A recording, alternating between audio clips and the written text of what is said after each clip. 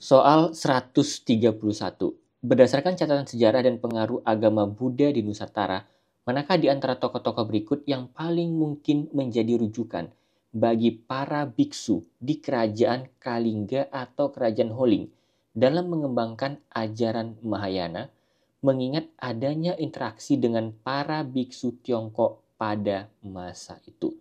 Pertanyaannya teman-teman adalah siapa ya para biksu di sini yang ada hubungannya dengan kerajaan Kalingga atau kerajaan Holing dan interaksinya dengan biksu Tiongkok? Yang A. Sakyakirti. B. Jenada Badra. C. Dharmapala. E. Dharmakirti. Atau yang E. Empu Kanwa. Menurut teman-teman yang mana nih jawabannya? Coba kita lihat pilihan yang E teman-teman. Nggak asing ya, Empu Kanwa. Siapa Empu Kanwa ini? Empu Kanwa adalah seorang sastrawan ya atau pujangga Jawa ya, terkenal dengan beberapa sastranya. Yang pertama adalah Suta Soma. Yang kedua Arjuna Wiwaha. Inilah dua sastra yang terkenal dari Empu Kanwa. Jadi jawaban yang D bukan teman-teman. Kenapa? Karena beliau lebih terkenal sebagai sastrawan, budayawan, bukan sebagai tokoh Buddha. Sekarang antara yang A, B, C, dan D. Mana menurut teman-teman jawabannya? Kita lihat yang A. Sakyakirti. Sakyakirti ini dikenal sebagai tokoh Buddha, tapi untuk kerajaan Sriwijaya. Ya, jadi jawaban yang A bukan. Kita lihat yang B. Jenada Badra. Jawabannya ya, benar. Jenada Badra ini salah satu tokoh biksu ya di kerajaan Kalingga atau Holing. Kita akan bahas lebih lanjut nanti. Yang positif B. Kemudian yang C, kita lihat Dharmapala. Ini lebih kepada India, teman-teman. Yang D, Dharmakirti. Ini adalah seorang filsuf ya, seorang tokoh Buddha dari India. Tidak. Jadi jawabannya adalah yang B. Terus, Bang, ini gimana ya? Nggak tahu nih. Ini siapa Sakyakirti ya, Jenada Badra, Dharmapala, Dharmakirti, Empu Kanwa. Gimana nih cara memecahkannya? Pahami konsepnya dan banyak baca. Jadi intinya teman-teman adalah untuk soal seperti ini harus banyak membaca. Oke, ini menarik teman-teman. Ada yang namanya Kerajaan Kalingga atau Kerajaan Holing. Ini kita bahas sedikit teman-teman ya. Yang namanya Kerajaan Holing atau Kerajaan Kalingga. Ini asal mulai dari mana? Ini dari Tiongkok.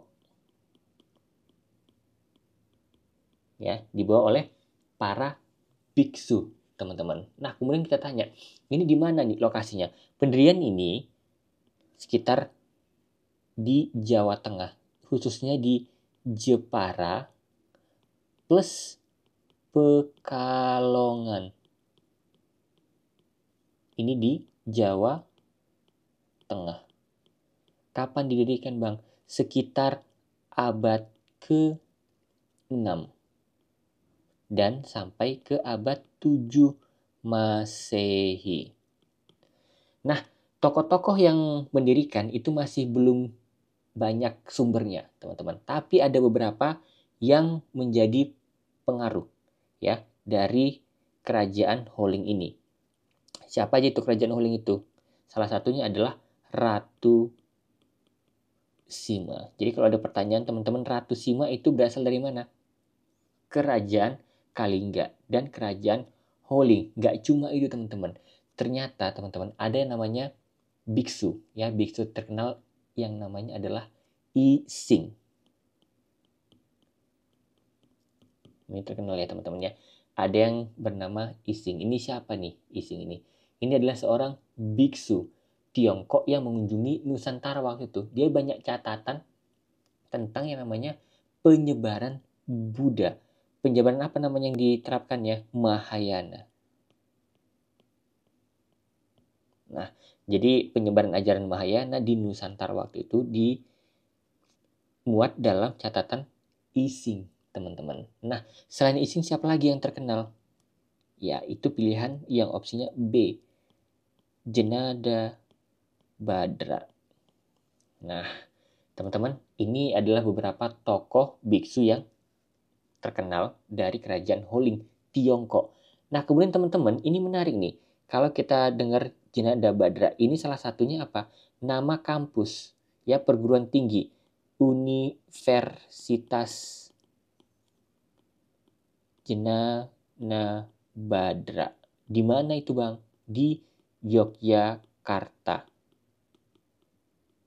Menarik ya, teman-teman. Ini salah satu peninggalan ya dari kerajaan Kalingga Holing, itu adalah Biksu Djenadha Badra, dan namanya diabadikan di perguruan tinggi swasta Universitas Djenadha Badra di Yogyakarta. Soal 132. Tujuan Sultan Agung menyerang Batavia tahun 1628 dan tahun 1629 adalah A. Untuk menguasai jalur perdagangan. B. Melaksanakan cita-cita persatuan Tanah Jawa. C. Memusatkan jalur perdagangan di Batavia. D. Mengusir Portugis dari Batavia. Atau yang E. Mengusir Belanda dari Batavia. Menurut teman-teman, yang mana nih jawabannya? Kita lihat teman-teman yang agak berbeda ya. Yang D dengan yang E. Mengusir Portugis atau yang mengusir Belanda dari Batavia, teman-teman. Ya, pilihan yang D ya. Mengusir Portugis dari Batavia ini gak relevan. Karena yang dilawan Sultan Agung waktu itu Belanda, bukan Portugis. Jadi yang D bukan. Oke, kita lihat teman-teman. Sultan Agung menyerang Batavia. Ini kita sekilas info ya, kita spill ya. Oke, kita lihat nih, Sultan Agung itu berasal dari kerajaan mana, teman-teman? Dari kerajaan Mataram. Jelas ya. Kerajaan Mataram ini kapan didirikan? Didirikan pada tahun 1586. Siapa yang mendirikannya? Namanya adalah Panembahan Senopati, atau yang biasa dipanggil dengan Raden Sutawijaya. Oke, terus ini di mana ya pusat pemerintahan kerajaan Mataram ini, teman-teman? Lebih di Jawa Tengah. Lokasi kebanyakan di Jawa Tengah. Oke, ini menarik. Panembahan Senopati, teman-teman. Sebelumnya dari mana nih Panembahan Senopati ini? Sebelumnya dia dari Kerajaan Pajang, teman-teman. Ini kita ulik lagi ya sebelumnya.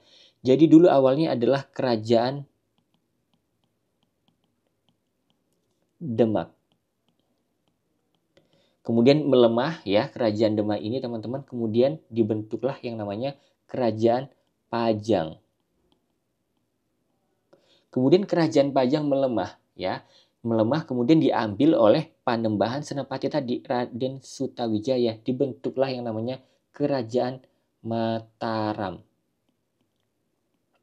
Setelah Mataram apa ini, Bang? Nah, setelah Mataram nanti kita bahas lebih lanjut ya. Nanti akan terbentuk dua, teman-teman. Disinilah terbentuk yang namanya apa? Kesultanan Yogyakarta. Kesultanan Yogyakarta dan Kasunan Surakarta.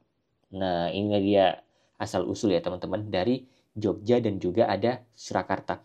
Baik teman-teman, kita lanjut ya, balik lagi ke kerajaan Mataram tadi.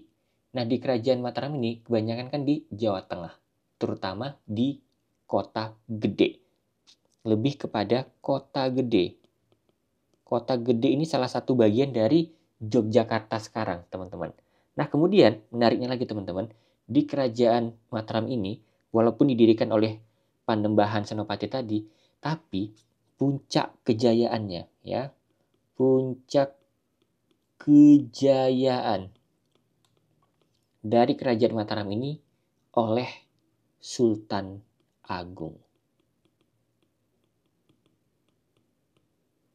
Oke, mengapa Sultan Agung teman-teman? Karena dia berhasil ya memperluas wilayah dari Jawa Tengah ini ke Jawa Timur, ke Jawa Barat. Dan ambisinya adalah ingin mempersatukan Pulau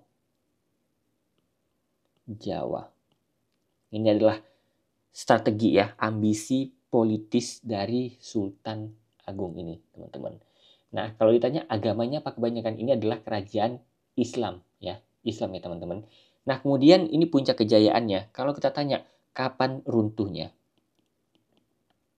Ya, kejatuhan dari kerajaan Mataram ini itu sekitar tahun 1645, teman-teman. Apa yang membuat mereka ini bisa runtuh? Belanda melalui VOC.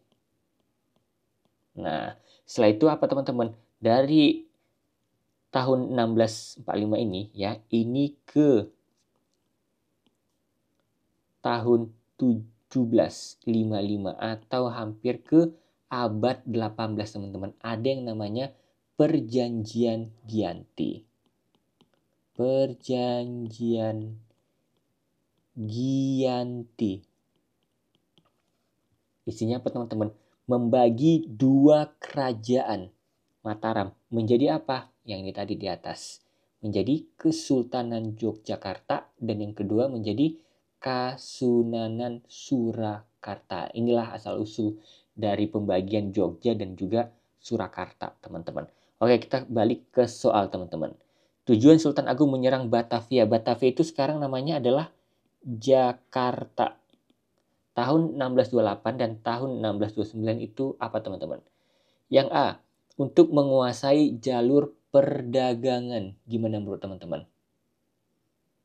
Ya, meskipun penugasan jalur perdagangan ini penting bagi kerajaan Mataram, tapi ini bukan tujuan utama Sultan Agung untuk menyerang Batavia.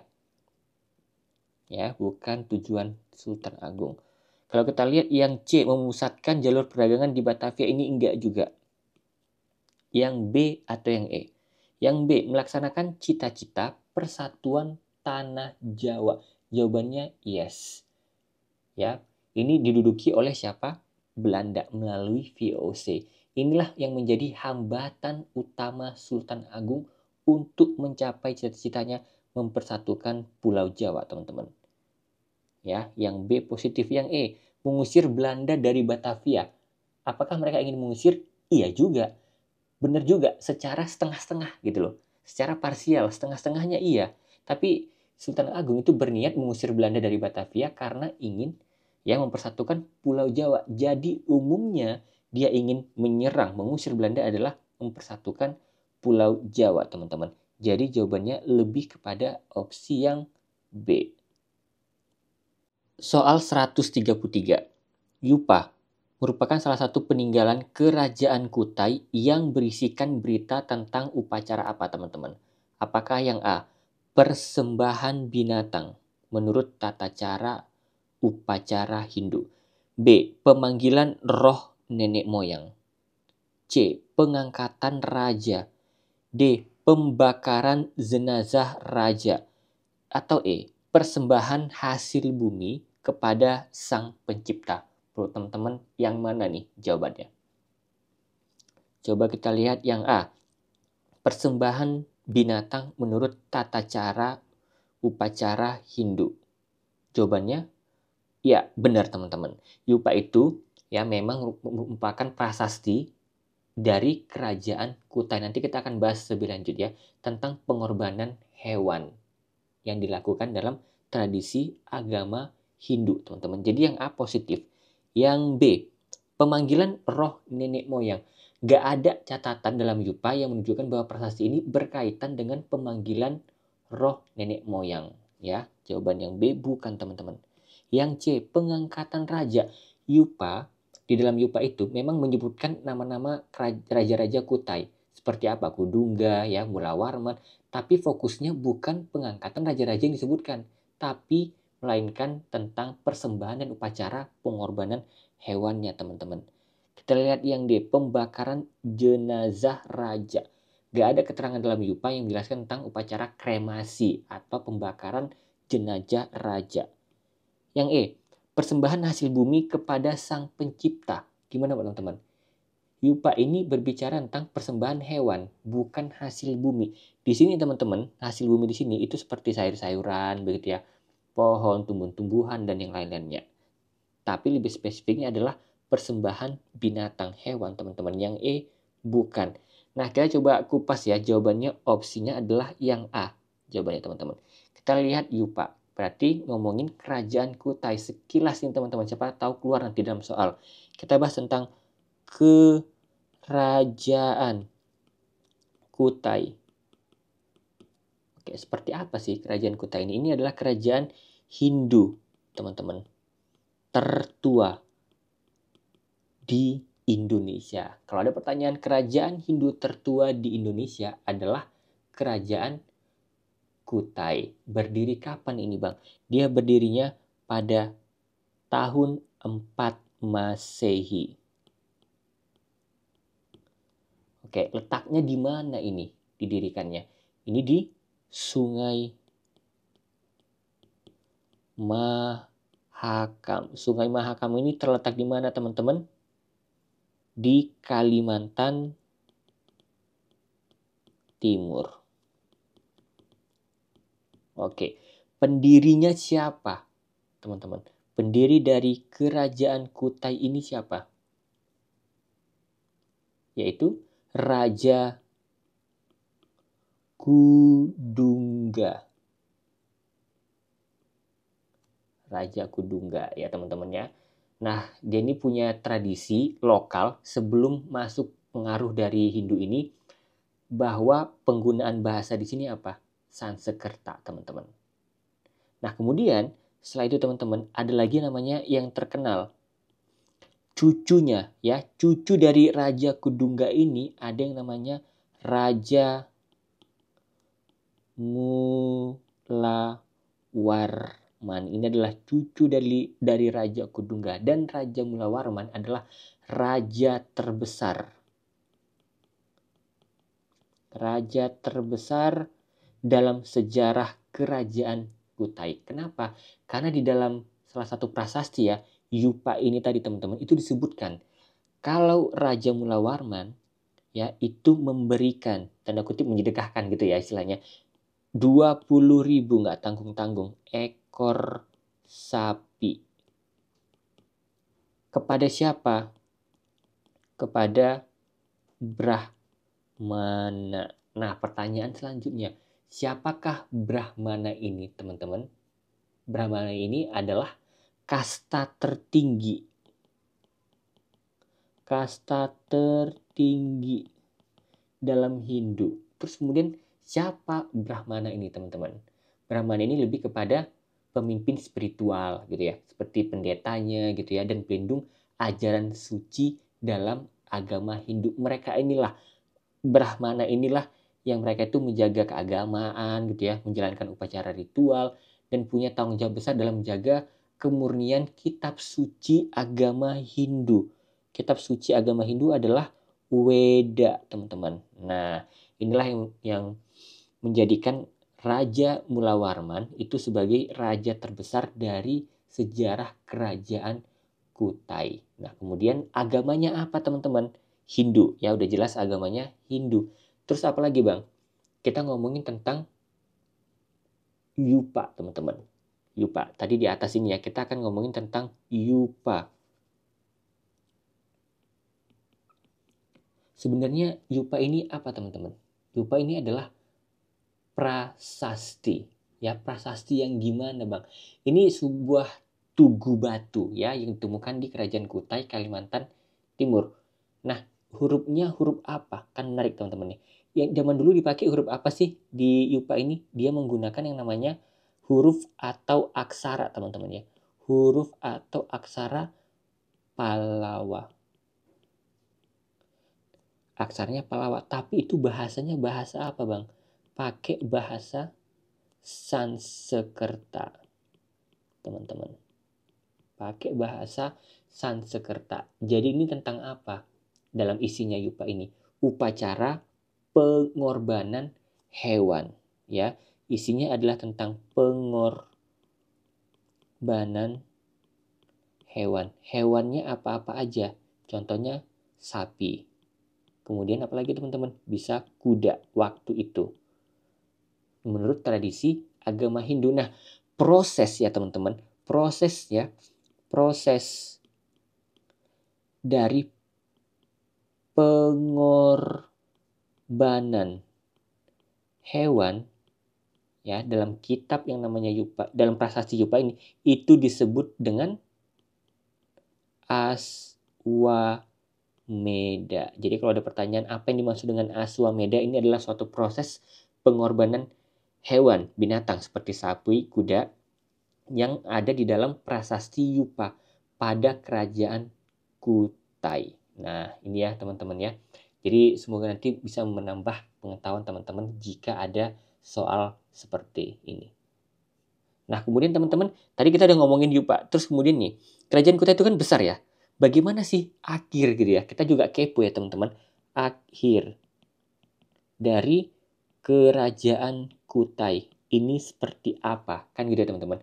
Nah, raja terakhir dari Kutai ini itu ada yang namanya siapa teman-teman? Maharaja Dharma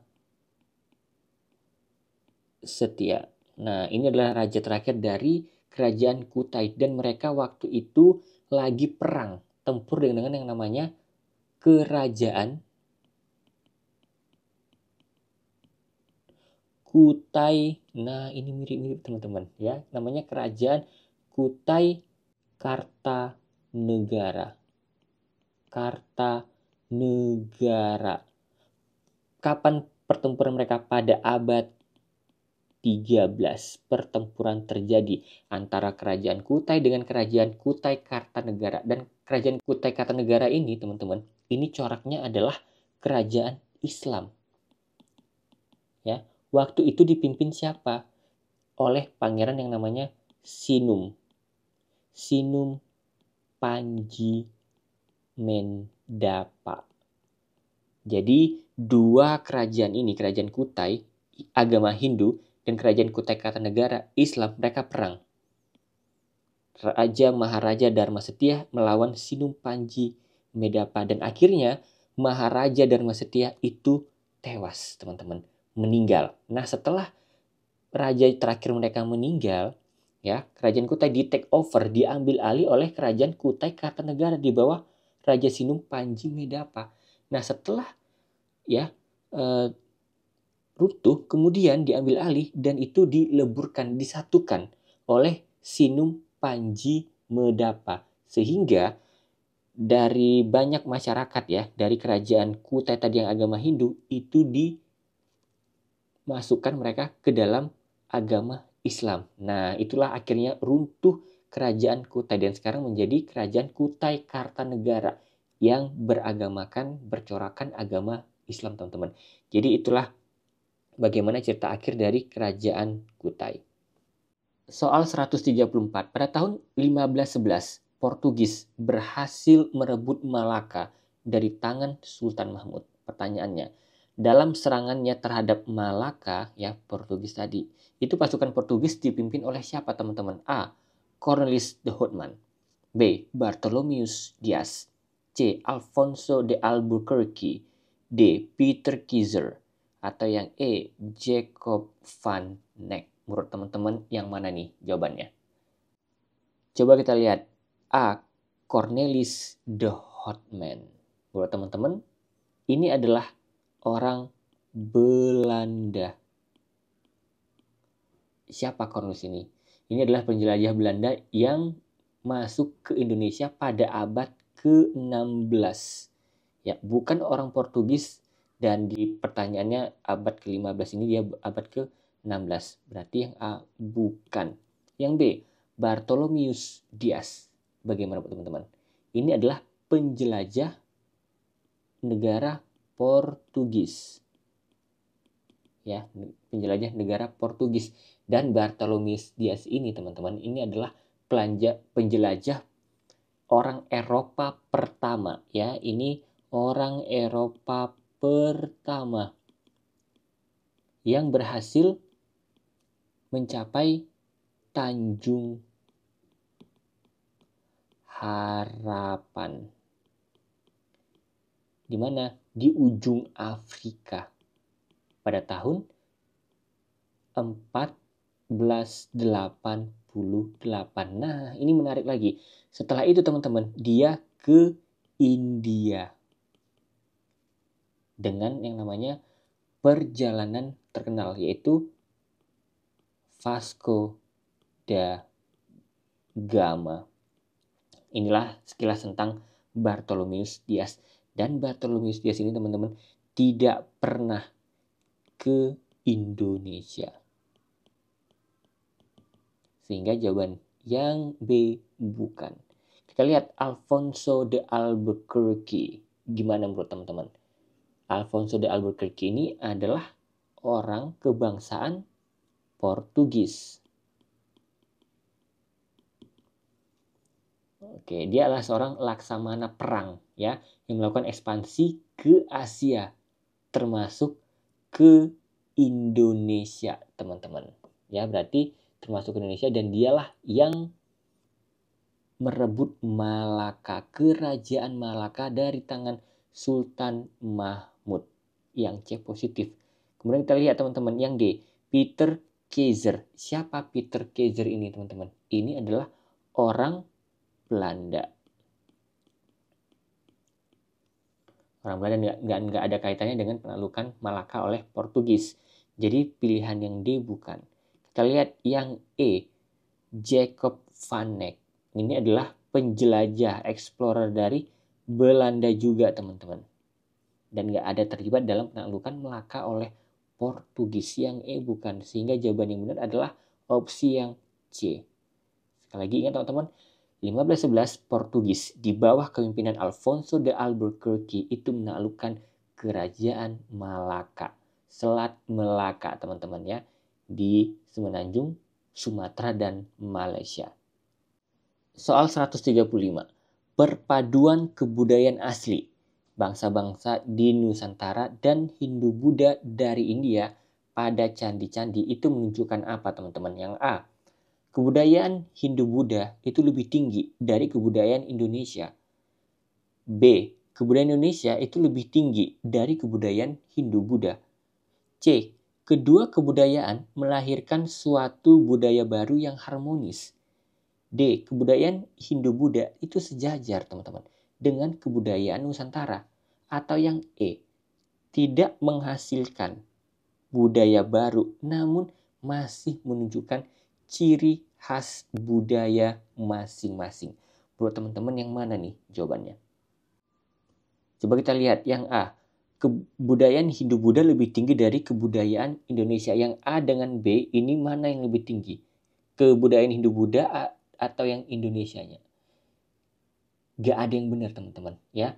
Kebudayaan Hindu-Buddha itu tidak mendominasi atau gak ada dianggap lebih tinggi dari kebudayaan lokal. Saling melengkapi dan menyerap satu sama lain. Sama dengan kebudayaan Indonesia. Gak ada lebih tinggi waktu itu teman-teman. Jadi yang opsi A dengan yang B itu bukan. Yang C, kedua kebudayaan melahirkan suatu budaya baru yang harmonis. Gimana nih bro teman-teman? Bener nggak? Ya, perpaduan antara kebudayaan asli ya Nusantara dan pengaruh Hindu-Buddha ya dari India itu mencerminkan banyak sekali perbauran teman-teman, penyatuan. Itulah yang disebut dengan apa teman-teman?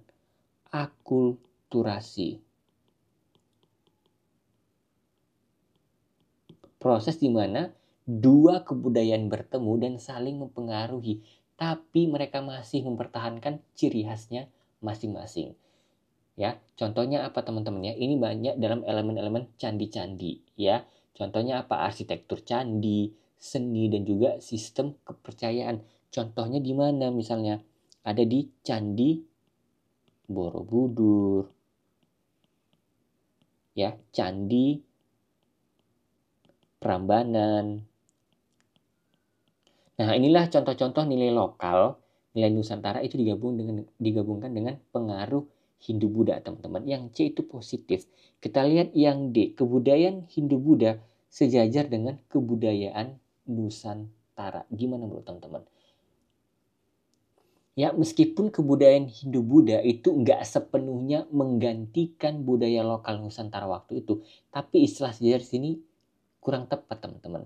Yang terjadi apa? Proses akulturasi, bukan cuma sejajar berdampingan. Nah, gitu ya teman-teman ya logikanya. Jadi pilihan yang D bukan. Kita lihat yang E.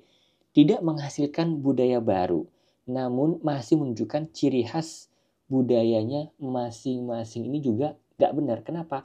Karena perpaduan budaya Hindu-Buddha tadi, teman-teman, dengan budaya lokal Nusantara, itulah yang menghasilkan budaya baru yang unik di masyarakat dengan unsur-unsur dari tradisi yang berbeda-beda. Jadi opsi yang E tidak tepat. Jawabannya adalah yang C, teman-teman. Terjadi akulturasi. Soal 136. Peletak dasar Kerajaan Demak adalah peletak dasar pendiri, founder gitulah istilahnya, teman-teman. Siapa, teman-teman? Yang A, Raden Patah. B, Dipati Unus. C, Trenggana. D, Hadiwijaya. Atau yang E, Sutawijaya. Jawabannya yang mana, teman-teman? Oke, kita lihat nih asal-usul dari Kerajaan Demak itu seperti apa sih? Sebelum-belumnya, teman-teman ya, kalau kita tarik ulur ke belakang, itu ada yang namanya Kerajaan Majapahit. Terus pertanyaannya, siapakah Raja Majapahit terakhir? Hubungannya apa, Bang? Raja terakhir dari Majapahit itu bernama Brawijaya ke-5. Nah, dia punya putra, anak laki-laki yang bernama Raden Patah. Nah, kenapa Raden Patah ini ada hubungan dengan Demak? Karena sewaktu kerajaan Majapahit itu melemah, teman-teman, udah mau runtuh ya, putranya Brawijaya ke-5 itu Raden Patah, dia mendirikan yang namanya Kerajaan Demak. Kapan didirikan Kerajaan Demak ini, teman-teman? Ini sekitar abad ke-14. Ya, pada abad ke-14 Masehi. Di mana Kerajaan Demak ini? Ini lebih kepada di sekitaran Jawa. Oke, begitu ya teman-teman ya. Jadi yang mendirikan adalah Raden Patah. Nah, tadi sekilas ya teman-teman. Setelah Kerajaan Demak, kemudian didirikan Kerajaan Pajang. Nah, setelah Kerajaan Pajang, Kerajaan Mataram. Setelah Mataram terbagi dua kan tadi teman-teman, yaitu Kesultanan Yogyakarta dan kemudian Kasunanan Surakarta. Nah, ini ya teman-teman ya. Jadi terus mengingat ya. Nah, coba kita lihat berarti yang 136 jawabannya adalah yang Raden Patah A. Terus kemudian yang B. B Dipati Unus. Siapa itu Dipati Unus, teman-teman? Ini adalah anaknya Raden Patah. Dialah yang memimpin Kerajaan Demak ya setelah Raden Patah. Dan spill sedikit teman-teman. Dia ini ya, Dipati Unus ini terkenal sewaktu dia menyerang Portugis di Melaka. Ya. Kemudian kita lihat opsi yang C, Trenggana. Siapa Trenggana? Raja pertama di Demak adalah Raden Patah, yang kedua Dipati Unus, yang ketiga adalah Trenggana, teman-teman. Kemudian opsi yang D, Hadiwijaya atau yang biasa disebut dengan Jaka Tingkir. Ini adalah penguasa di Pajang. Kerajaan Pajang tadi mana, teman-teman? Yang ini nih. Nggak ada hubungannya dengan kerajaan Demak. Kemudian yang E, Sutawijaya. Ini adalah pendiri dari Mataram Islam. Pendiri dari Mataram Islam yang muncul jauh setelah kerajaan Demak. Ya, jadi jawabannya adalah yang A, Raden Patah, pendiri kerajaan Demak. Soal 137. Ketika kerajaan Demak runtuh, pusat pemerintahan dipindahkan ke daerah pedalaman, yaitu ke Pajang dengan tujuan A, mendapatkan daerah yang subur. B, menghindari diri dari serangan musuh. C, memperluas daerah kekuasaan. D, memfungsikan sungai sebagai sarana lalu lintas. Atau yang E, teman-teman, membentuk kerajaan agraris pertanian. Buat teman-teman yang mana nih jawabannya? Coba kita lihat. Yang A, mendapatkan daerah yang subur. Meskipun Pajang ya teman-teman ya, Pajang ini adalah daerah yang subur, tapi tujuan utama pemindahan pusat pemerintahan itu lebih fokus kepada keamanan kerajaan itu sendiri daripada sekedar mencari kesuburan tanah aja teman-teman. Jawaban yang A bukan. B, menghindari diri dari serangan musuh. Yes, benar. Serangan musuhnya siapa teman-teman? Ada dua waktu itu. Dari kerajaan Mataram. Satu lagi, dari serangan Belanda yang makin agresif, makin membabi buta, begitu ya teman-teman. Yang B ini positif, yang C memperluas daerah kekuasaan, enggak ada hubungannya mereka pindah yuk biar lebih luas lagi, enggak. Ya, yang D memfungsikan sungai sebagai sarana lalu lintas. Ya, meskipun sungai dapat berfungsi sebagai jalur transportasi teman-teman, tapi fokus utama adalah sekali lagi keamanan, bukan semata-mata untuk memanfaatkan sungai. Yang D jawabannya bukan. Yang E, membentuk kerajaan agraris. Ya, Pajang juga mengembangkan pertaniannya, tapi tujuannya lebih kepada kebutuhan melindungi diri dari ancaman eksternal, bukan cuma menjadi kerajaan agraris. Maka jawabannya adalah opsi yang B. Nah, sedikit teman-teman, kita belajar lagi ya. Kerajaan Pajang. Masih ingat kan teman-teman? Ini didirikan oleh Jaka Tingkir, atau yang biasa dikenal dengan Sultan siapa teman-teman? Hadiwijaya.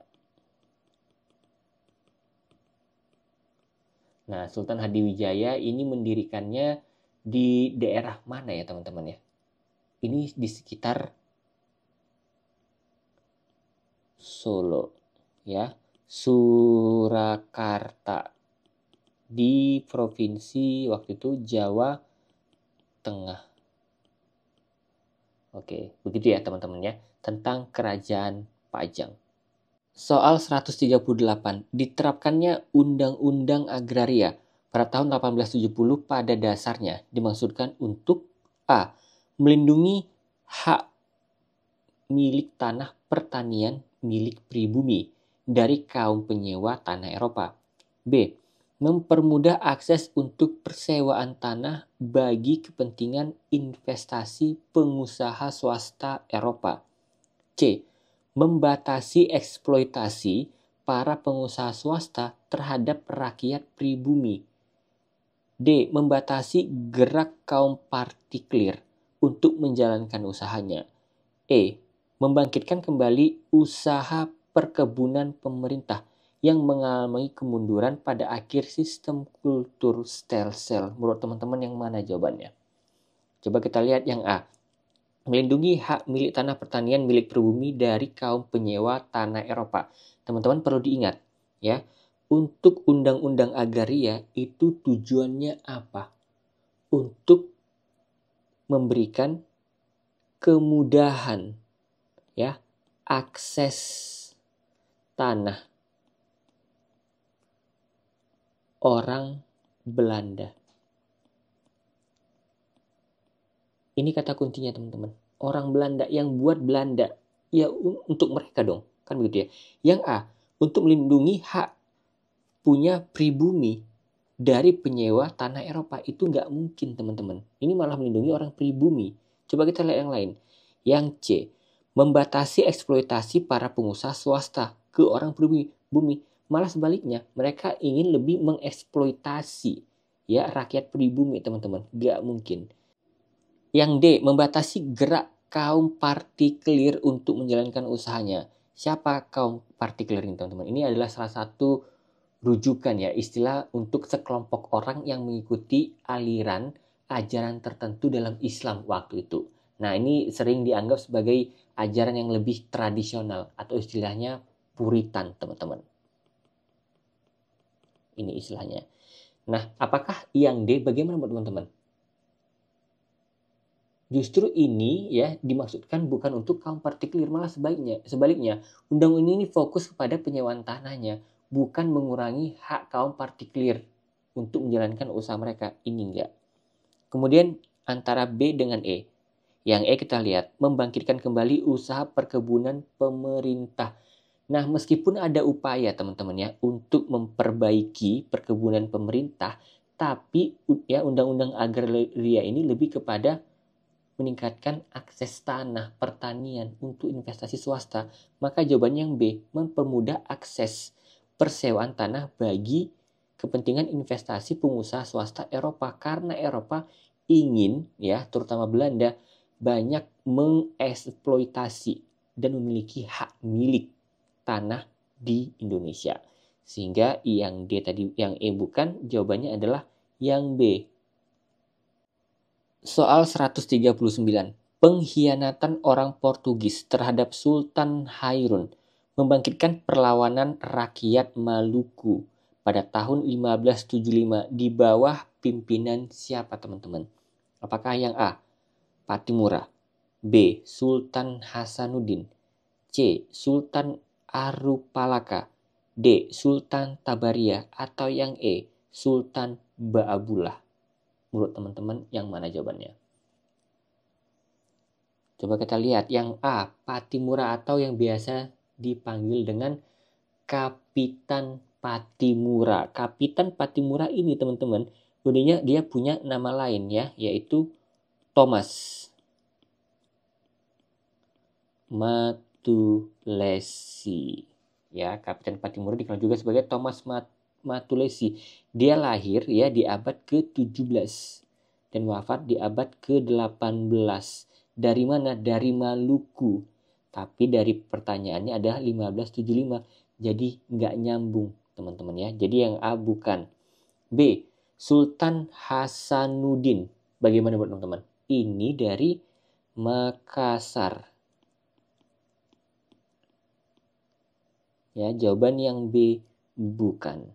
Yang C, Sultan Arupalaka. Gimana menurut teman-teman Sultan Arupalaka? Ini adalah Sultan Bone ya dari kerajaan Goa. Jawaban yang C bukan lagi teman-teman. Yang D, Sultan Tabaria. Ini kurang dikenal dalam konteks sejarah perlawanan di Maluku waktu itu. Jawabannya adalah yang E, Sultan Baabullah. Ini terkenal dengan perlawanan rakyat Maluku waktu itu ya. Maluku versus Portugis. Nah, di bawah kepemimpinan dari Sultan Baabullah inilah teman-teman ya, rakyat Maluku itu bersatu untuk melawan dominasi dan eksploitasi Portugis di wilayah tersebut. Waktu itu tujuan dari Portugis apa? Datang untuk mengambil rempah dari Maluku. Soal 140, buku karya Multatuli yang berisi tentang petani yang menjadi korban dari tanam paksa di Lebak, Banten. Judulnya apa teman-teman? Yang A, Max Havelaar, B, N. Eresul, C, Al-Ik Nederland Was, D, From Dark to Light, atau yang E, Indonesia Menggugat. Menurut teman-teman yang mana nih jawabannya? Yang A, Max Havelaar. Itu tentang apa teman-teman? Ya, tentang korban petani yang menjadi korban tanam paksa di Lebak. Kebijakan tanam paksa ini disebut sebagai kultur stem cell. Ya, jadi yang A adalah jawabannya. Coba kita lihat yang B, NRSul. Ini tentang apa teman-teman? Tentang utang plus tanggung jawab sosial di Eropa. Oke, yang C, Al-Ik Nederland Was. Ini buku tentang apa? Buku yang dibuat oleh Multatuli tentang apa teman-teman? Tentang kebangsaan. Lebih kepada kebangsaan, nasionalisme plus identitas Indonesia yang dia itu kritik pada Belanda. Yang D, From Dark to Light. Ini juga karya Multatuli. Isinya apa? Kritik juga. Kritik ke berbagai aspek kehidupan. Ya, tapi nggak ada menyebutkan tentang sistem tanam paksa. Kalau yang E, Indonesia Menggugat. Ini buku tentang pidato. Ya, pidato dari Soekarno. Jawabannya yang A, Max Havelaar tentang kultur stem cell. Nah, sekarang ini PR buat teman-teman nih. Pertanyaannya apa, Bang? Jabatan dalam hierarki administrasi kolonial Hindia Belanda di bawah ini bisa dijabat oleh pribumi, teman-teman. Nah, kecuali yang mana? Dari A, B, C, D, dan E, menurut teman-teman yang mana ya jawaban yang benar?